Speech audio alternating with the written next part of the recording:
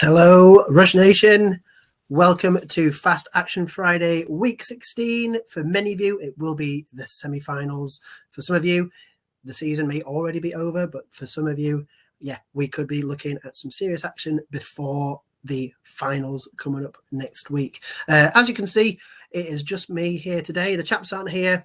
Family life has understandably taken precedent with it being so close to Christmas. So I have given them the Christmas off, and I've managed to find some time to squeeze in between stages of making a chocolate cheesecake for tomorrow night celebrations. It's a shame they're not here because I know that Lewis is fighting on well in a lot of tournaments at the moment, and myself and Pitsy would have loved to have revelled in our hard-earned victory in the 5-yard Champions of Champions, which came to a head at the end of last week. We came out over some incredible analysts and fantasy football players, including the big man himself and the previous champion, Martin, the lucky fantasy guy who we met in the final. It was a tough one, but we managed to pull the victory out of the bag. But yeah, that's all in the past now. We're going to look forward towards week 16, and let's move on to the first game of the slate, which was Thursday Night Throwback.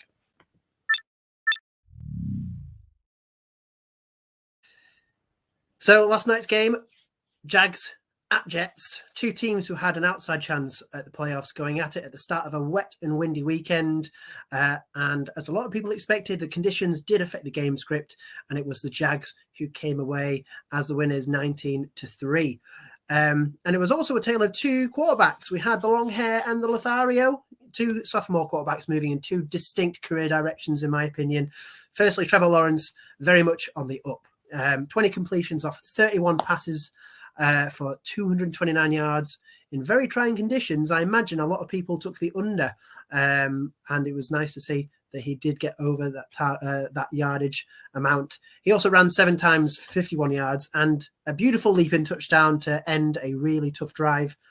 It's only the 4th time in his career he's run over 6 times, so it was quite a pleasant surprise. He was fumbled on a strip sack early, so it was a good bounce back, and Trevor Lawrence pulls another victory out of the bag, which puts him on a nice little run now. Unfortunately, on the other side of the ball, the quarterback play held the Jets back, in my opinion. Zach Wilson got a start again, and it was far from a stellar performance. 50% completion rate, so 9 of 18 attempts were completed for 92 yards and 1 interception, and he had 1 carry from 1 yard.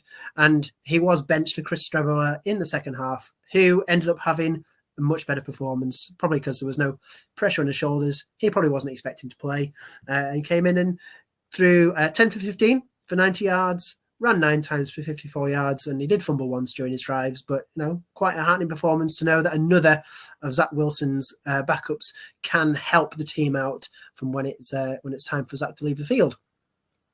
Offensive coverage, it was again expected to be a low-scoring game. The line dropped steadily towards Thursday night, and it was limited pickings to choose from such a low-scoring game. And it was the Jags offensive players who came away with the biggest fantasy scores, including Evan Engram, who I think has really found a connection with Trevor Lawrence here.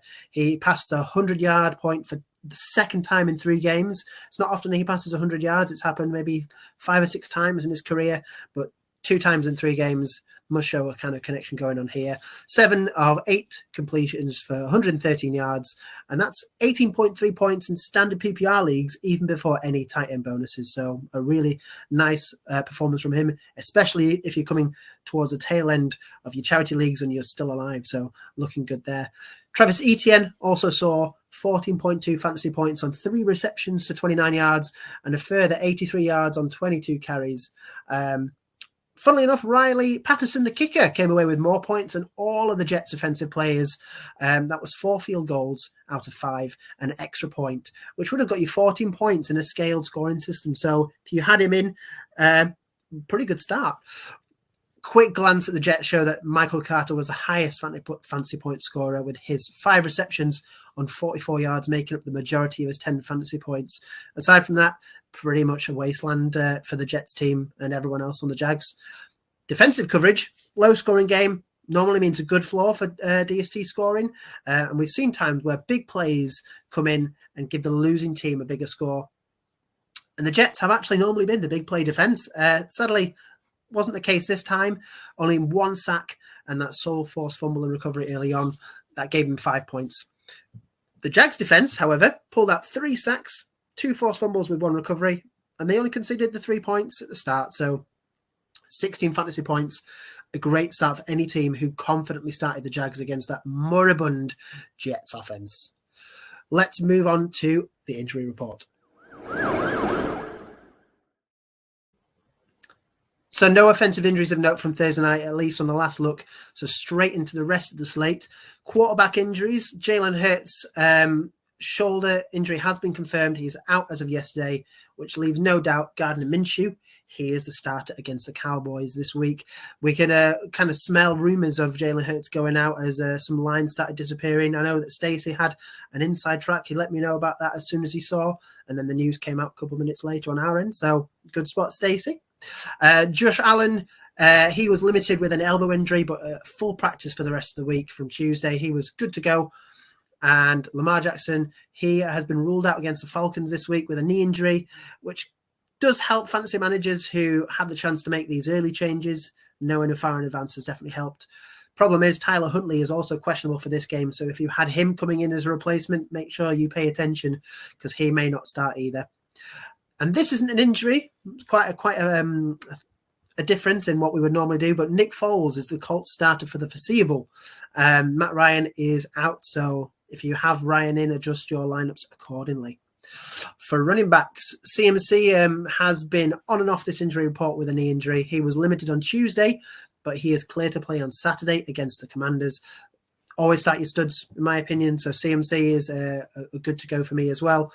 Nick Chubb, he has had a foot injury, didn't practice Tuesday or Wednesday, but was limited on Thursday. And apparently, according to Kevin Stefanski, he looks good. So he'll be good to go on Saturday. And I feel as though the matchup is a bit favourable. I mean, thinking about it is against the Saints. So again, I'd say start studs. Ramondre Stevenson, he was a stud coming in last week as well. The game didn't end as well as it could have done for Patriots fans. He was limited Tuesday and Wednesday with an ankle injury, put in a good shift against the Raiders, came in as questionable for that game, and he is questionable again for this week. So one to watch out for those late swaps. Wide receivers, T. Higgins, he's on again with this hamstring injury. It's been on and off for the last few weeks, and we know the Bengals have been in a bit of trouble about misleading injury reports going into games. I know Lewis and Murph spoke about it last week. He was off the injury report on Wednesday and Thursday with a full practice, so this could actually be the real deal. Chris Olave, however, he has been ruled out after not practicing Tuesday, Wednesday, or Thursday. And now Jarvis Landry is on IR as well. So that's an underwhelming season ending for Landry. Juwan Johnson, he has been a nice slot in for the Saints offense in the last few weeks. And I feel he's a must start because of this. And then we've got Deebo Samuel. He didn't practice Tuesday. And then he didn't practice Wednesday, Thursday, but he's seen jogging on the sidelines. No practice means he's going to be out as well. So you've got some other players you can choose from in that Niners offense. Finally, we've got tight ends. David Njoku, he's been on and off the report with his knee injury as well. He was limited Tuesday. No injury designation going into Saturday. It looks like he's going to have the go as well. Hayden Hurst has been a key part of that Bengals offense when they've been missing some wide receivers. But he's been out for the last 2 weeks with that calf injury, but he has been limited Tuesday and Wednesday. He's hopeful to be back. He is listed as questionable. If you need to put someone in and he's available, pay attention because you might have to put him in. And then finally, Dallas Goedert, shoulder injury. He's just been activated off IR and he has no injury designation. It's great news for those who've missed him the last few weeks, especially if they need him for the playoffs. And there is a pass connection with him and Gardner Minshew, who is also starting this week. So Dallas Goedert come in and make an instant impact. We have got weak points next. So as we talked about last week, no buys. Everyone is on the cards here, and we'll start again, as always, with the weakest against quarterbacks. The Lions still top of the pile here, 23.8 fantasy points, and they are at the Panthers. And Sam Darnold has come back in to rejuvenate the offense again, and we know what connection he has with DJ Moore. So I reckon Sam Darnold could be in for another good game here. We've got the Dolphins in second, 21.8 points, and they are against the Packers. Aaron Rodgers had a lovely Monday night game, pass the ball around. Could he help Christian Watson get back? on the score sheet after missing out this week. And then the Titans are in third with 21.3 points. They are they're versus the Texans, who are playing a bit of a committee quarterback approach at the moment. So you've got quite a few to choose from. Could be quite risky to pick one of them in particular because you don't know what their snap counts are going to be. Weakest against running backs, the Texans are here on the other side of the ball, 28.3 points, and they are, as we just said, playing the Titans. So Derrick Henry could be in for some good work here. You've also got Hassan Haskins, and I believe you've got Julius Chestnut there as well, who are floating about. So if Derrick Henry, gets a bit tired, you can always plop in one of those running backs in some very, very, very deep leagues. Second place, you've got the Seahawks with 26.2. They're at the Chiefs. Pacheco is running the ground game here, but it's Jerick McKinnon who's making a really big impact with his pass catching. It looks like he's been running back one for the last 2 weeks, and he has got a really good chance here of working against this really leaky Seahawks run offense. Third place, you've got the Browns, 24.8 points. They are against the Saints. Alvin Kamara has been a bit of a worry for some people, but this is a really good matchup for him to bounce back. They've also got David Johnson as a backup here, but he fumbled the ball last week, so I'm inclined not to trust him. Weakest against wide receivers, we've got the Titans in first place with 34.4. They're against the Texans. Chris Moore, he's making a huge impact. And Nico Collins and Brandon Cooks, I believe, have both been ruled out of this game, or questionable at least. So Chris Moore and Philip Dorsett, I believe, is the second guy. Amari Rodgers is in there as well. So 3 players there who you might want to take a swing at, especially against this weak Titans defense. Lions are in third. We've already said Sam Darnold is the boy throwing the ball. DJ Moore, Terrace Marshall are the men catching the ball on the other side of thing. Don't know why I said boys to men there, but that's what happens. DJ Moore has got that particular connection with Sam Darnold, and this could be a good week for him, especially if he hasn't performed for you earlier on in the season and you've kept him and not traded him away. Vikings are in third position, 33.1 fantasy points a game. They are against the Giants. So you've got Darius Slayton, you've got Richie James, and Isaiah Hodgins. He's been a kind of a sneaky play. He's popped up a few times with a few touchdowns in the red zone. You never know. You might be able to slot him in as a flex play. Something notable here. Originally, Pitsy was going to say this, but the Steelers have dropped out of the top 3 for the first time in a long time, but they are still in fourth on 30.8. I'd be staying away from the Steelers defense in this case, like whoever they're playing, because it looks like they've drastically improved and they're keeping their team in the game. Weakest against tight ends, same 3 teams as we've had week after week. We've got the Cardinals in first place, 15 points a game. They're against the Bucks. Cade Otton has looked good as a rookie. It's not often that Tom Brady passes to a rookie. And then you've got Cameron Brate as well, who seems to be getting the scraps in that positional fight with Cade. You've got Seahawks in second, 14.8, and they're at the Chiefs. Travis Kelce. What else can you say? Maybe you might consider Noah Gray here, who seems to be getting the odd reception or 2. Then you've got the Dolphins once again in third, 13 points a game. They're against the Packers, Robert Tonyan, and then maybe Marquez Lewis could see some action here as well. Dolphins seem to be struggling there and have steadily crept up on that top 2. Finally, let's move on to Flex of the Week.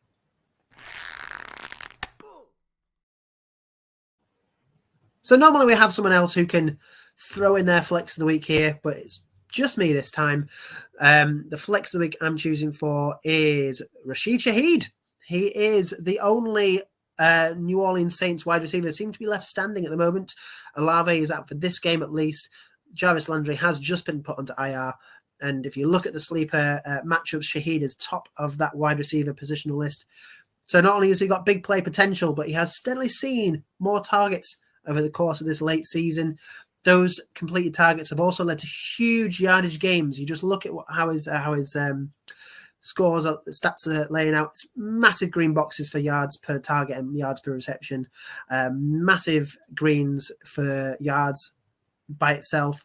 And he scored his second touchdown last week as well, off, I believe it was, a long Taysom Hill ball. So not only have you got Andy Dalton throwing him the ball, you've got Taysom Hill throwing him the ball as well. Like I said earlier, Juwan Johnson is a standout performer in this lineup, but that might actually be good news for Shaheed, especially if it separates that play. Shahid's got that flex playability if people need a gap to fill, and that's why he's my flex of the week. So that's all we've got here. It's all I've got. I'm sure we'll have the chaps on for the last episode of the season when we come into week 17. Happy holidays and Merry Christmas to all of you, and we hope to see you next week. Until then, keep rushing.